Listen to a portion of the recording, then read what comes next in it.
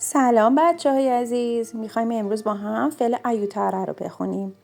اول بریم با هم صرف کنیم. فعل ایوتاره به اره صرف میشه. ایو ایوتو، تو ایوتی، لوی لی ایوتا، نوی ایوتیامو، وی ایوتاته، لورو ایوتانو. بریم سراغ اولین مثال.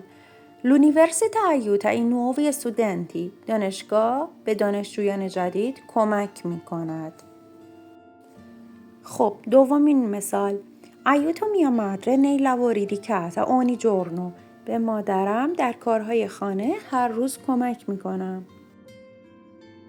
مثال سوم. Ci aiutate a proteggere l'ambiente. ما رو در حفاظت از محیط زیست یاری کنید، کمک کنید.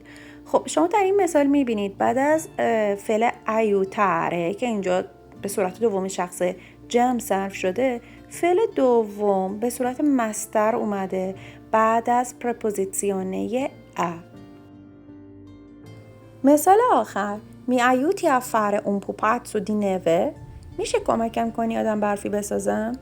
همونطور که شما ملاحظه کردین، اگر شما بعد از فعل ایوتاره اسم بیارین احتیاجی نیست که پرپوزیسیونه یا حرف اضافه ا بیاد، اما اگر بعد از فعل ایوتاره فعل بیاد باید شما پرپوزیسیونه ا رو بیارید و فعل به صورت مصدر میاد.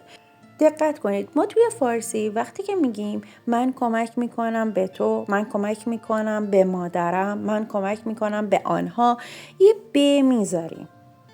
ولی توی زبان ایتالیایی احتیاجی نیستش که ما وقتی که اسم میاریم بعد از فعل ایوتاره پرپوزیسیونه بیاد. این تفاوت رو بین زبان فارسی و زبان ایتالیایی رعایت بکنید. ممنون، با من همراه باشید. لایک یادتون نره، این فیلم رو برای بقیه دوستانتون بفرستید.